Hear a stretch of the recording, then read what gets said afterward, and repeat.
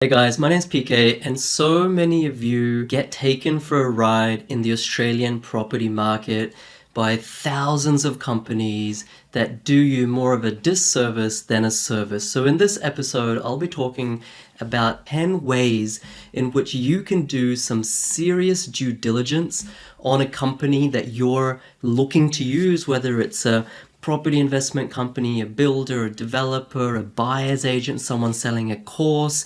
In all these things, there are good people and there are bad people. The problem is that when you guys, or when we all become overwhelmed by the amount of information online, the amount of options, and just say, look, it's all too hard, I'm just going with this person because I've seen their Facebook ad the most, all right? Or I've seen their YouTube ad the most, which you might have seen at the start of this video. So let's get into it. Number one thing that you need to be doing in terms of your due diligence is you need to ask, is this company getting paid by anyone else except for me?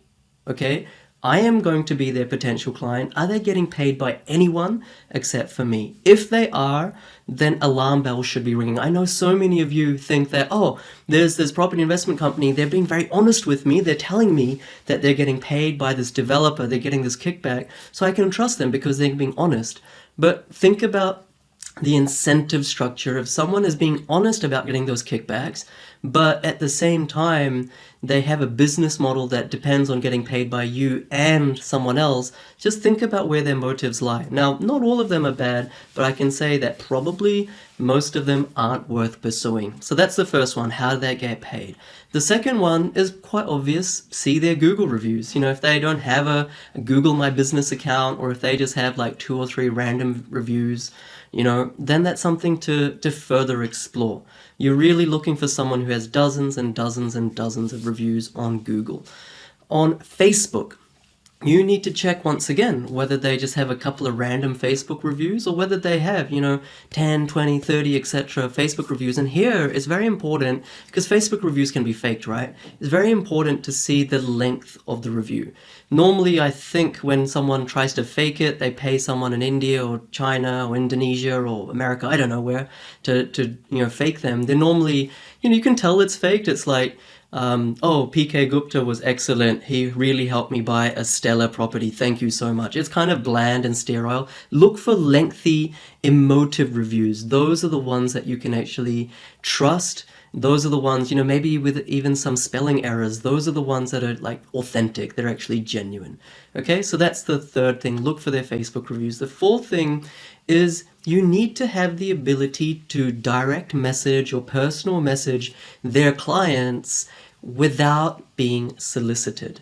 Okay, so what I mean by that is, I can go to a buyer's agency, a property investment company, someone trying to sell me a course, etc., and I'll ask them, hey, I'm interested, but can you send me a couple of clients that have got great results? Of course they're going to have some clients that got great results, right? Every company has some success stories.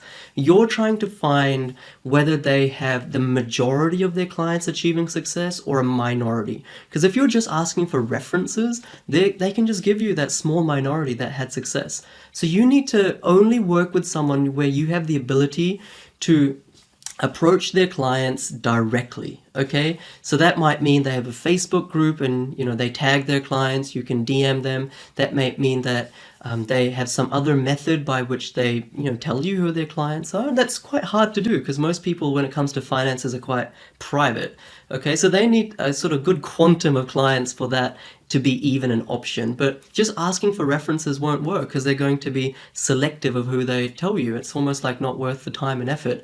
Make sure you can ask their clients their experience directly without going through that company. That's really, really important. That's the fourth one. The fifth due diligence detail or aspect that you need to really keep in mind and implement when thinking about which property company to go with is that they must have dozens, if not hundreds of deals posted with their clients tagged so they can't make stuff up. Right? Like anyone who's watching this on the episode, on podcast, or here on YouTube, or on my Facebook group, anyone can start a Facebook page or a website and just make some stuff up. Like there's no accountability over that. Anyone can say, I can say, I have a client named Joe Blog and he achieved $1 million of equity in 2 months. like anyone can make that stuff up. You can, make up a random property image and, a random name and all this kind of stuff. There's no accountability.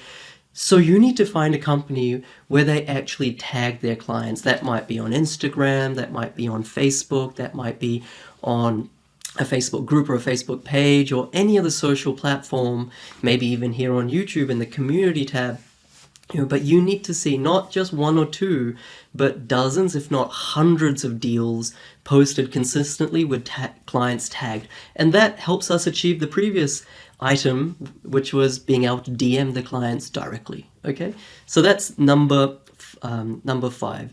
Okay, and number 6 is to review the numbers for those dozens of clients. So don't just, take their word for that deal, actually analyze that deal. So what was the purchase price? What was the yield? How much was the equity? Was it under market? What was the growth? What was the vacancy rate? Maybe even which state was this? Start to form a theme of the types of results they achieve. Like maybe their methodology only works for people earning $300,000 a year, or maybe their methodology is only to buy really cheap, sub 200K properties in the sticks, whereas you're maybe not a good fit for them. Right? It's important to understand the numbers behind their, you could say, testimonials and see whether that is actually what you want to achieve. Can you put yourself in the shoes and would you be happy with those numbers? Okay, the numbers are the most important, not what the house looks like or exclamation marks or emojis. I'm guilty of using emojis too. Number 7 is that they must have dozens of client interviews.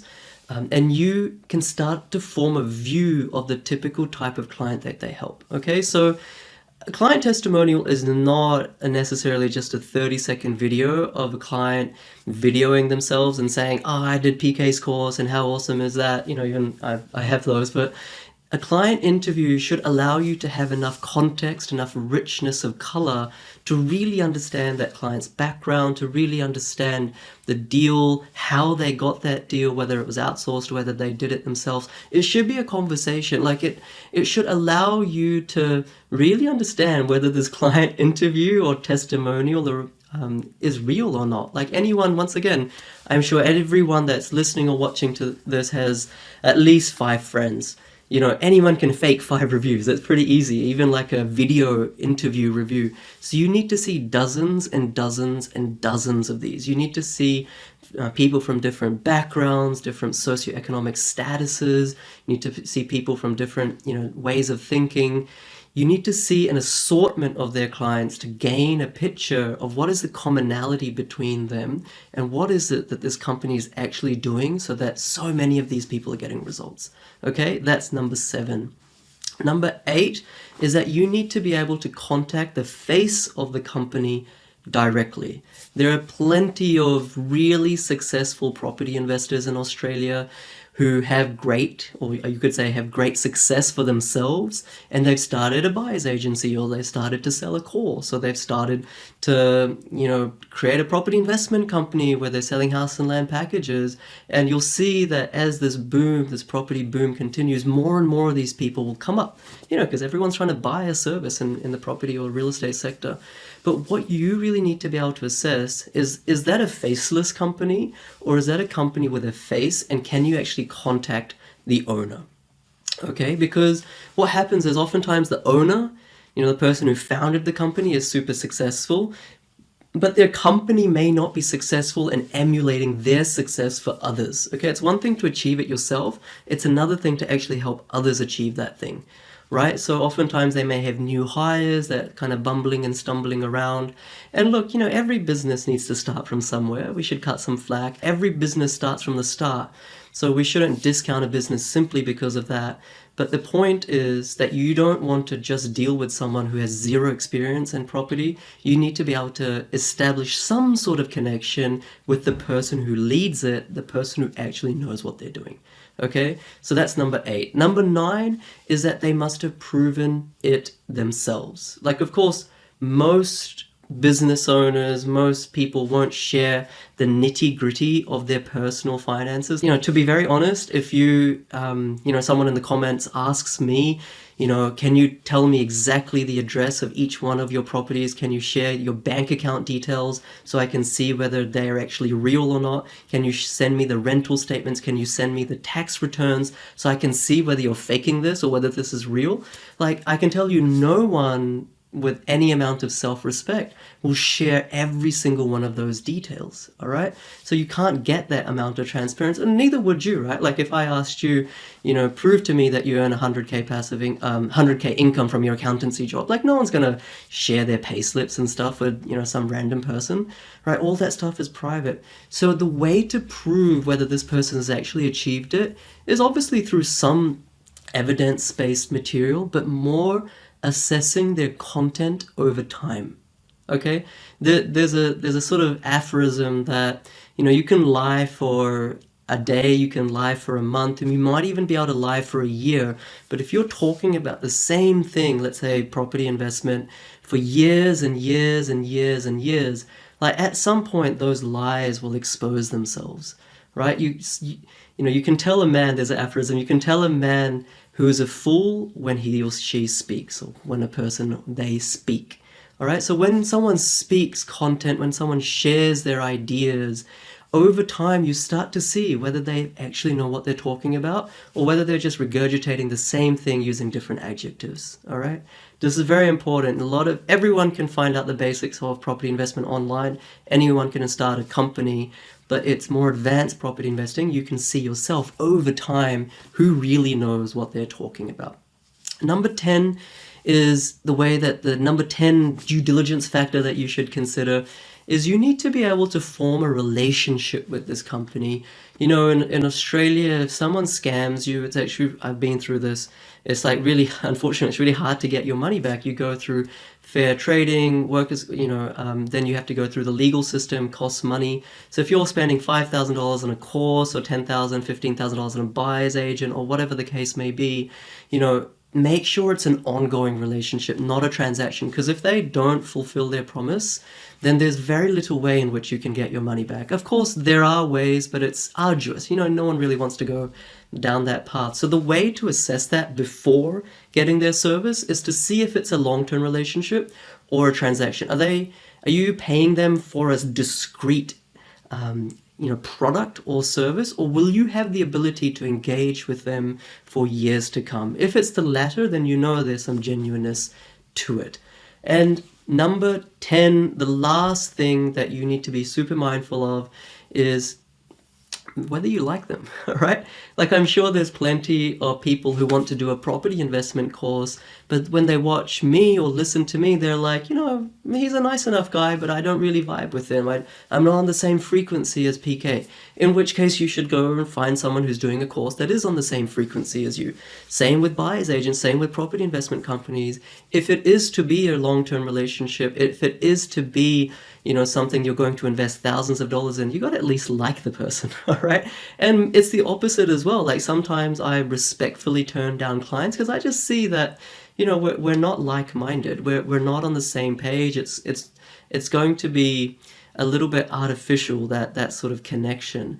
It needs to work for both parties, and so make sure you actually like the person, all right? Like what they stand for, like who they are, maybe on and off the field, so to speak.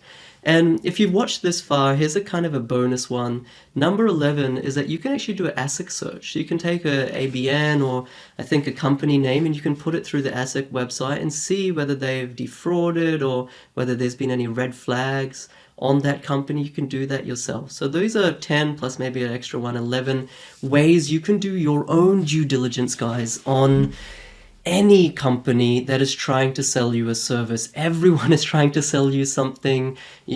Everyone in the property market is trying to sell you either a course, hands up, a buyer's agency, or like a property development JV thing, or some sort of program, or some sort of house and land package. There's so many options. There are more than 1,000 options of you could go with. So if you see a Facebook ad and you're like, this sounds great, it probably isn't. It's not unique, it's not special, it's not individual. There's lots others like it, so don't fall for that.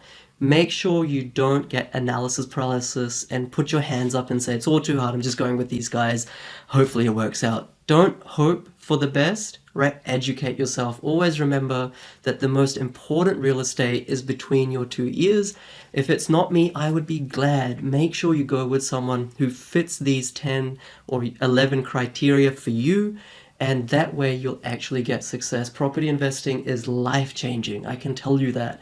It's completely life-changing, but it can also be life-debilitating if you go with the wrong person. Okay, guys? So tell me, if you watched till the end, thank you so much. Tell me in the comments if there's something that I've missed. Is there another due diligence facet, aspect, criteria that I've missed that you would like to share? And then hopefully everyone can read through those comments and get that value. So guys, if you enjoyed this episode, if you got value out of it, hit the subscribe button, turn the notification bell on, and if you genuinely want more of these types of videos, give me a like, give it a thumbs up, and that way this episode will go out to many, many more people. My name's PK, and I wish you all the very best. Catch you later, guys.